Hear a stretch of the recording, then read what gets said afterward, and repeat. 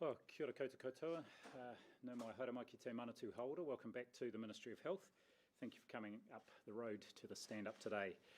So, today there are 9 new cases of Covid-19 to report, 8 confirmed cases and 1 probable case.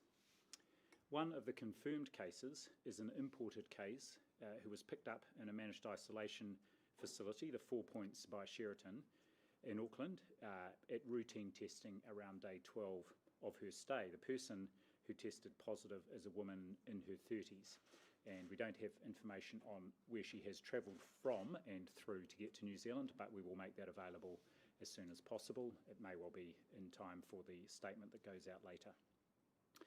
The other 8 cases, 7 confirmed and 1 probable case, are in the community and all are epidemiologically linked to the Auckland cluster. One of these had contact with another confirmed case on a bus. 4 are household contacts of confirmed cases.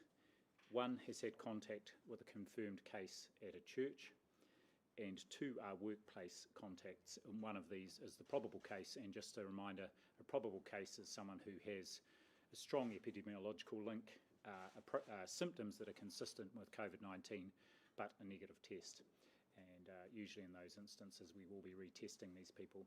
And I should say that a new feature of our management of this outbreak is that we're also testing all people in isolation who have initially been tested.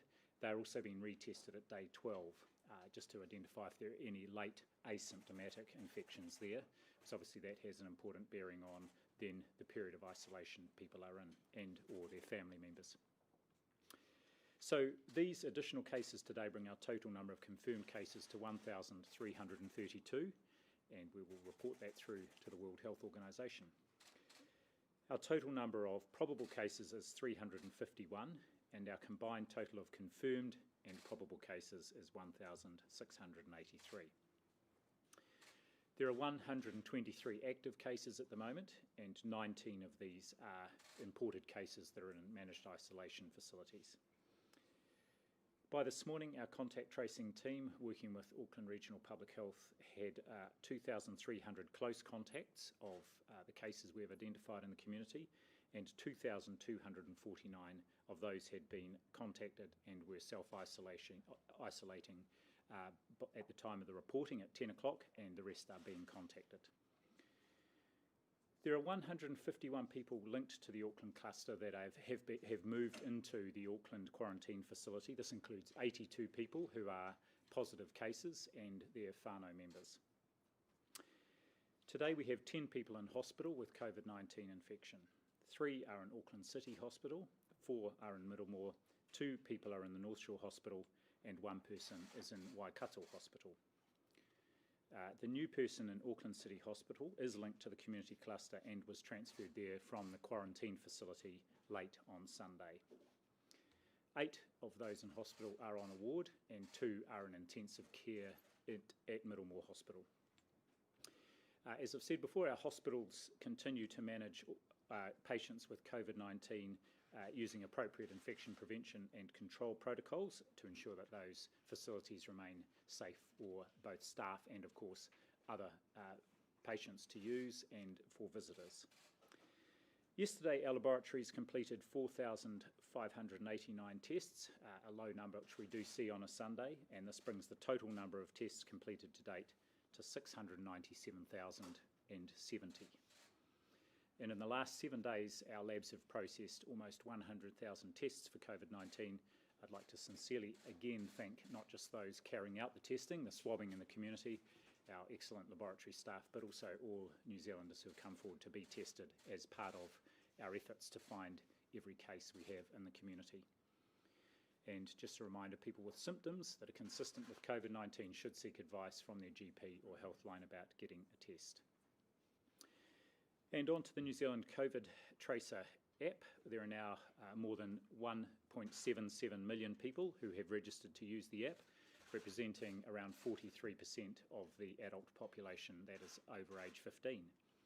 It's very encouraging to see this uptake continue to increase, and it's great that New Zealanders are clearly aware of the importance of keeping a record of their movements to assist our contact tracing efforts.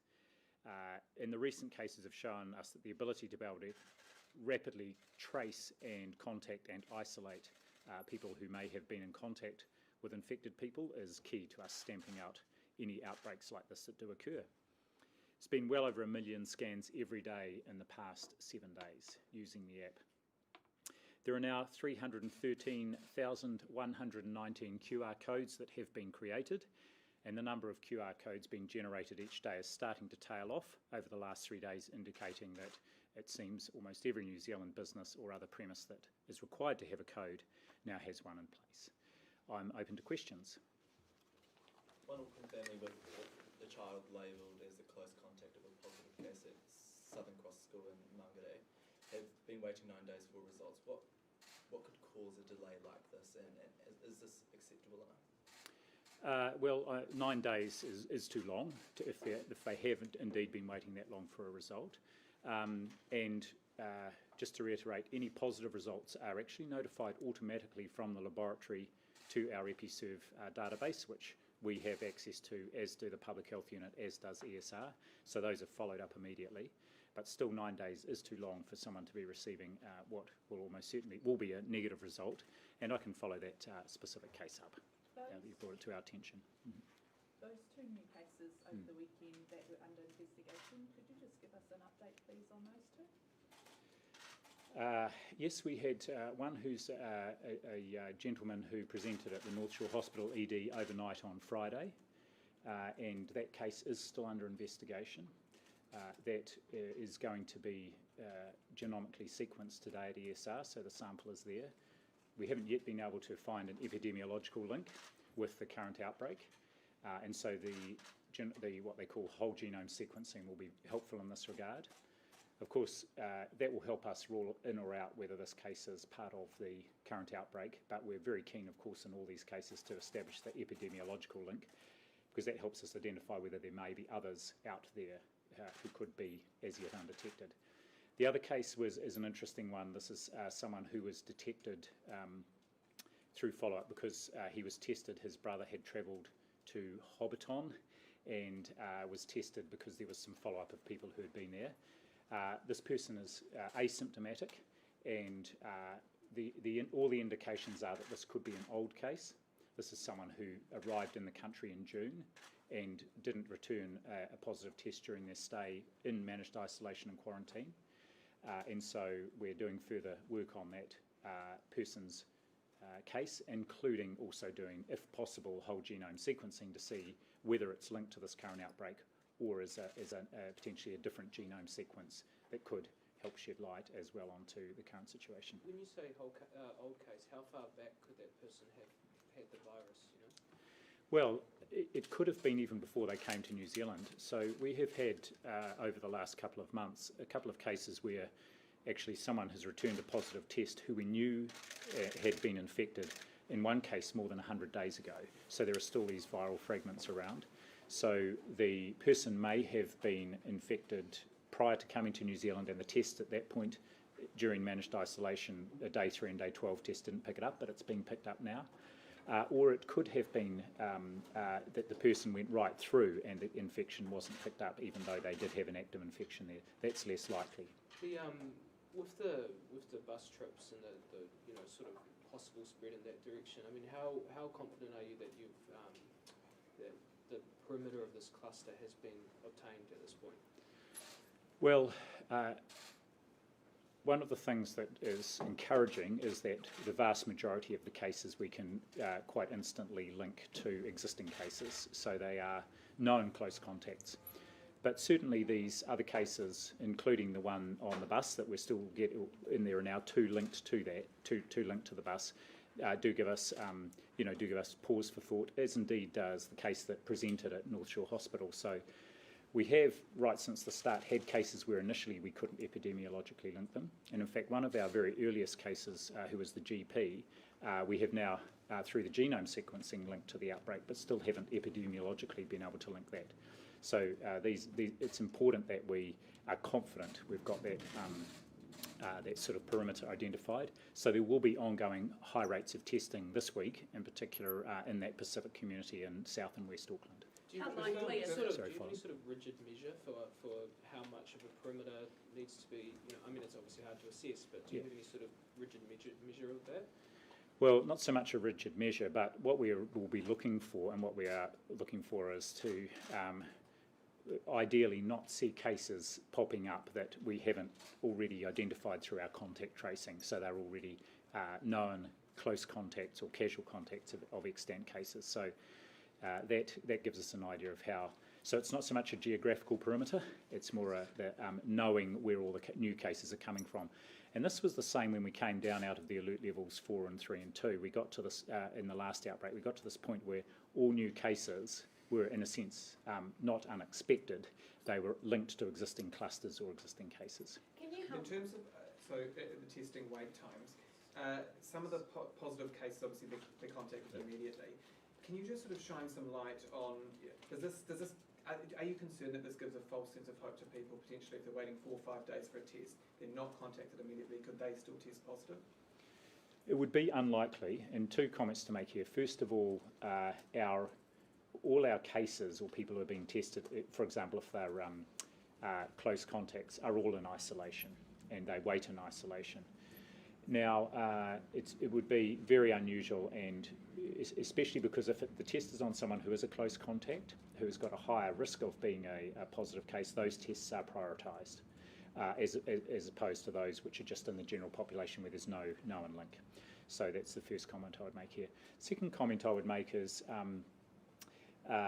this is about our contact tracing, and I've mentioned this before. Often when we go back and talk to people a second or third time, we identify other possible close contacts, and then those people are followed up. So there can be a period, ideally we want that period of time from when a case is positive to when we have any close contact isolated and awaiting or having been tested. We want that to be within 48 hours. Sometimes it is longer just because of those additional close contacts are identified as we go along. But the key thing is getting that positive result within 24 hours, and that's our aim with all of those positive results. Do you know what the average wait time is currently in Auckland for the return of COVID tests compared to the rest of the country? No, I don't, but what I can say is those lower volumes over the weekend, which we always see, will have given the labs a chance to absolutely catch up, and of course then the reporting through from GPs as well. So the tests take some time to get to the lab, then they're processed, then all checked, then reported to the GP, and then the GP sends the result out to the person who's been tested. And are Auckland tests and essential worker tests being prioritised at the moment? Well, certainly all the Auckland tests can now be processed in Auckland, and the labs have got the capacity to do that there. So the tests that are prioritised are those ones that are amongst close contacts in particular, and those ones amongst border and workers, and of course people who are in the managed isolation facilities, so that there's no delay in them being able to leave the facility if that second test is clear. So how likely is it that we'll keep seeing cases stemming from those bus trips, and is that a concern? Look, the exposure happened probably around 10 days ago now, so there may still be some cases that have come through, and you might have seen yesterday there was some additional bus trips that were also added, so it's good we've been able to use the data from the hop cards to identify other trips that those cases have taken. We may well see additional cases coming through, and obviously the idea is to try and proactively contact people who had been on those buses at the same time as any one of the now 3 cases that have come through from a bus trip. We may well still see further cases. The important thing is, of course, is this is happening in alert level 3 in Auckland, so there's much lower rates of movement. People are not going out and about near as much. And for example, the new case that is from a contact on the bus, that person had been working at home ever since they took that bus trip. And hence the value of that alert level 3 is that people are not out and about doing what they would have been doing. In terms of tests, we keep hearing about people having quite big delays in getting their test results. Can you tell us how many tests we have in New Zealand? You mean what's our... How many test kits? Oh, test kits. We've got a lot of tests. So at the moment, we've got, despite all the testing over the last, say, 10 days, we've still got full test kits for 270,000 tests. We've got hundreds of thousands of swabs, and there are another 200,000 arriving before the end of the week. So there's no shortage of the supplies. Our labs now, prior to this Auckland outbreak, our sort of total lab capacity was around 12 to 13,000 tests a day. They believe that now on any one day, if they need to, they can surge up to around 26,000, and that a sort of steady state they could maintain for a reasonable period would be around 15 to 17,000 tests a day. So our laboratory capacity is good, and obviously we're doing everything we can to try and streamline that process of getting the results back to people as quickly as possible. What bearing does 8 new community cases have on the decision you make today? Look, I can't comment on that. I've given my advice to Cabinet, and the Prime Minister will be announcing what Cabinet's decision is at 3 o'clock today. So. Last time we were at level 2, there was a requirement on businesses to make sure people scanned QR codes or signed in before entering, except for retail businesses. The order that's sort of been amended and come out over the past couple of days makes clear that that's not a requirement in level 2. Businesses have to make that available, a sign-in sheet and a QR code, but they don't have to make sure people scan in.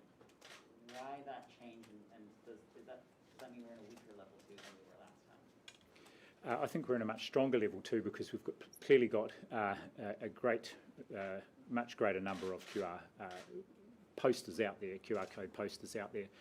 And from what I'm seeing of people, and I think the measures that businesses are taking is they're making it much more routine for people and easier for people when they enter the business to scan.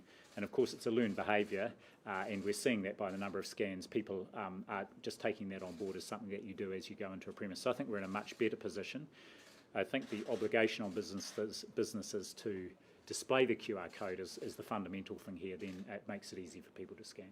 Is on the sort of border testing issue, the Ministry of Health sort of technical document of the testing plan says that it's not viable to test all asymptomatic border-facing workers. Did the Ministry of Health attempt to implement a plan where all asymptomatic border-facing workers were tested, and if so, why go against the plan? So at the point the plan was written, if you looked at our laboratory and our testing capacity, our swabbing capacity, we didn't think it was feasible.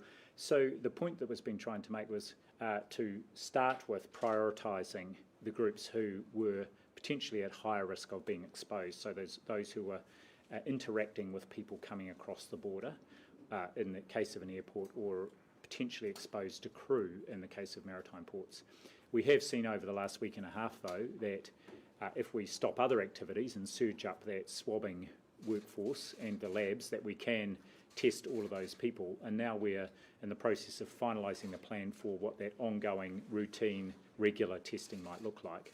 And as part of that, one of the things we are looking at with renewed interest is the accuracy and viability of, for example, using spit or sputum testing, which would obviously, if you were being tested quite regularly, including up to weekly, that would be a far more, I think, a more pleasant and viable option for those workers who did require regular testing. So was there a change in sort of tack at some point in June or July or August where the Ministry of Health said, actually, we are going to try to roll out asymptomatic testing of all border-facing workers, or did that only happen after this latest outbreak became apparent? We were in the process of rolling out regular testing of all border-facing workers. Just reiterating the point that we couldn't test everybody all at once weekly, so we would, and now working with the border agencies to identify who are those who might be at higher risk, who would require more frequent testing, and those at lower risk, and getting that into a regular pattern. And I should say, as I've said before, there are two sides to this coin. One is the availability of the staff to do the testing, and the other is the availability of the workforce to be tested, and a lot of complexity around the latter that is now being worked through. Dr. You spoke about before a stepping stone possibly between level 2 and level 1. What might that look like in terms of mask wearing, crowd numbers, etc.? I don't have any comment to make on crowd numbers.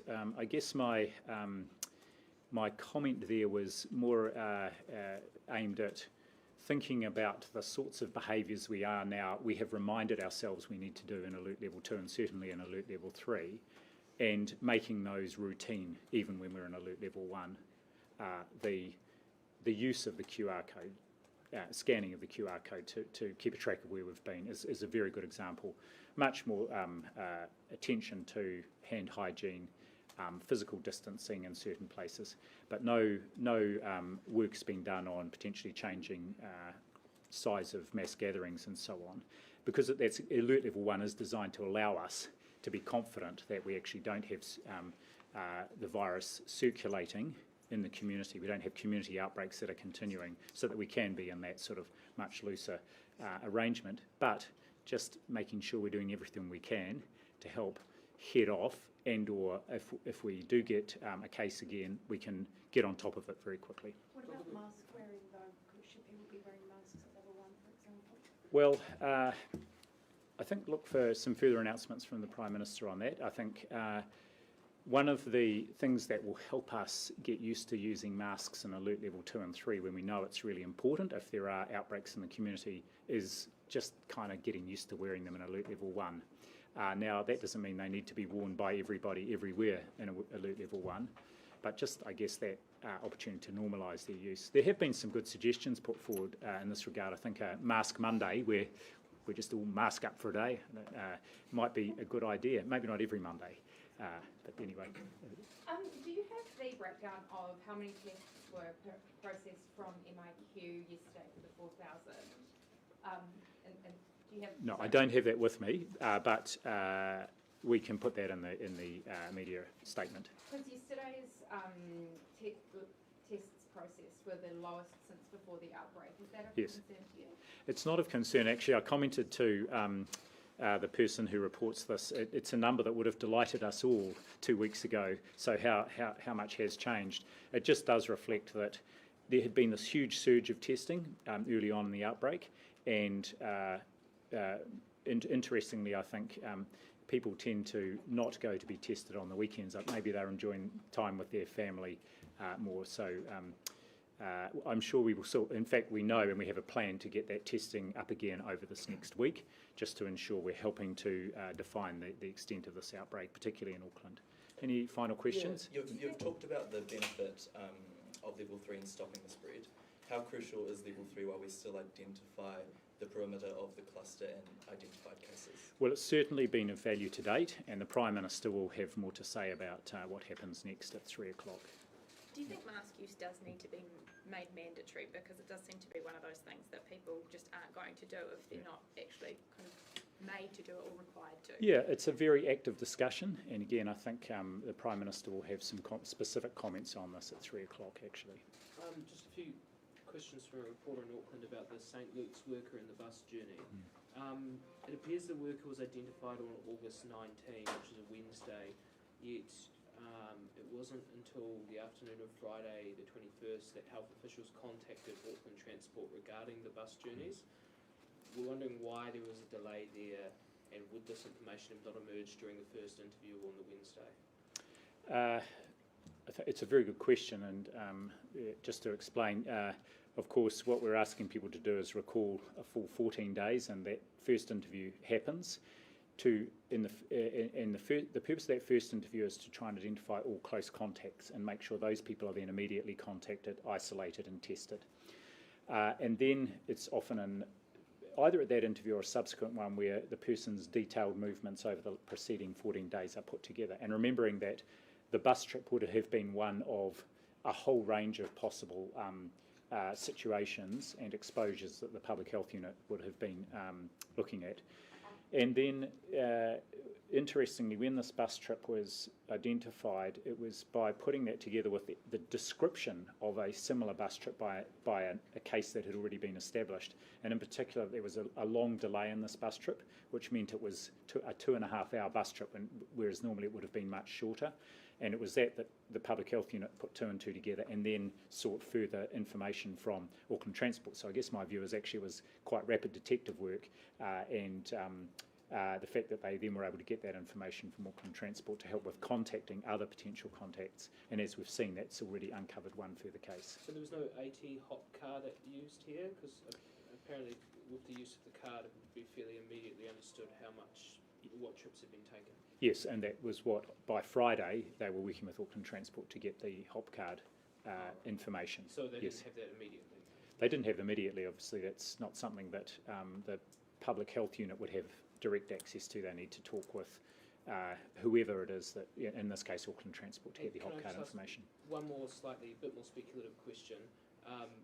The rollout of an AT hop card, or like a national a card like that in a national platform, has been speculated for a long time.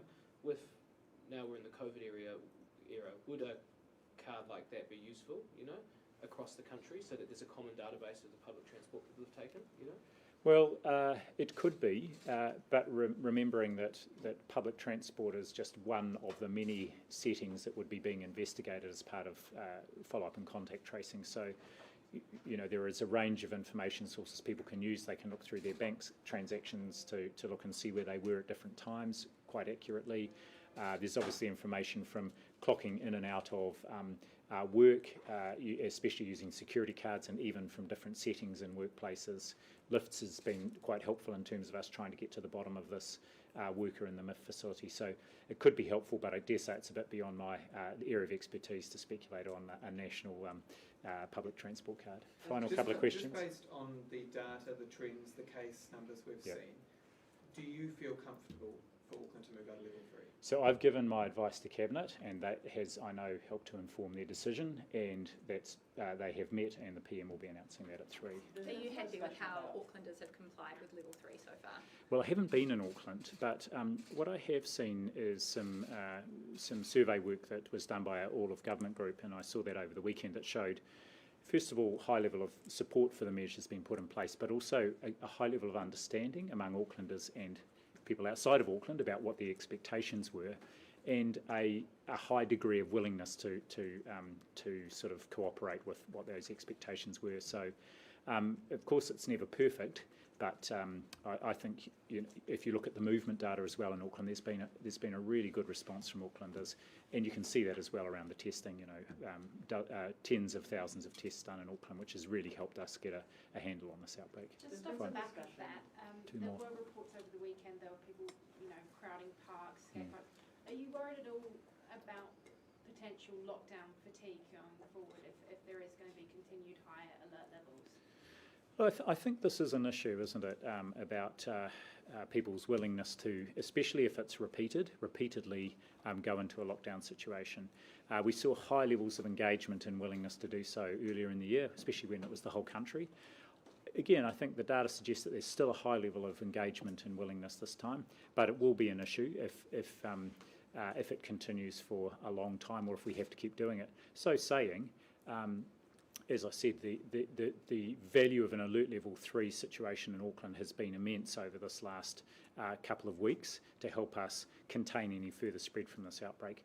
And also just want to reiterate the value of the whole genome sequencing, something we didn't have earlier in the year, where we would have been puzzled by a number of these cases, and that may have required us to give advice that, even at this point say, actually we might need to go to alert level 4 or extend longer, but the whole genome sequencing has been critical in us understanding whether cases were part of the outbreak rather than novel cases potentially from another source of infection. There's been discussion over the weekend about a Labour Party campaign ad that featured B-roll footage of you for a matter of seconds, but that ad has since been pulled down, and there's concerns about politicizing the public service. Do you have any sort of comments or thoughts on that? And did the Labour Party ask you before they made the ad whether you'd be willing to appear in it?